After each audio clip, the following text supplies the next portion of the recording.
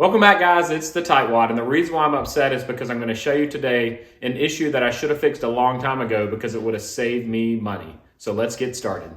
I was standing by my front door ready to let the dog back in, and I could feel a draft. And when I got on the floor to look under the door, you can see I can see straight outside, which is not good for a variety of reasons. This allows not only cold air to come in, but it also allows bugs and moisture to come in from the outside. So today I'm going to show you how you can fix this. There are a couple of different things that could be the issue. First thing we're going to discuss is the weather stripping. So there's weather stripping on all four sides of your door, and the one on the bottom is usually a more flexible, rubbery plastic feeling material. So this flexible material should reach all the way down to this board right here, which is called the threshold, not to be confused with the trim molding here. So I can reach under here and I can feel that it is still pliable, it's not cracked, so it's in pretty good shape. So the next thing we need to discuss is the threshold itself. And we're gonna open the door to get a better look.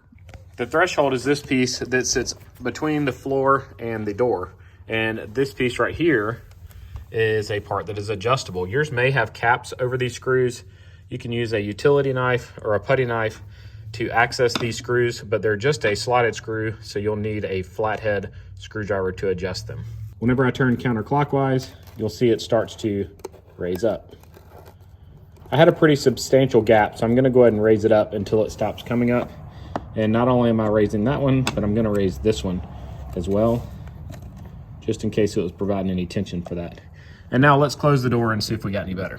And you can now see that the gap is gone. Again, we may need to replace the weather stripping if there's any cracking or breakage on the seal here, but our door is now sealed, and it took longer for me to go find the screwdriver than it did to fix this issue.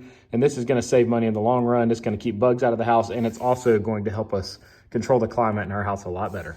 Now go check all of your other exterior doors to make sure that they're properly sealed.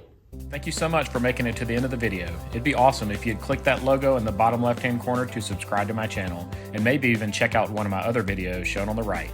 As always, I hope you guys have a great day.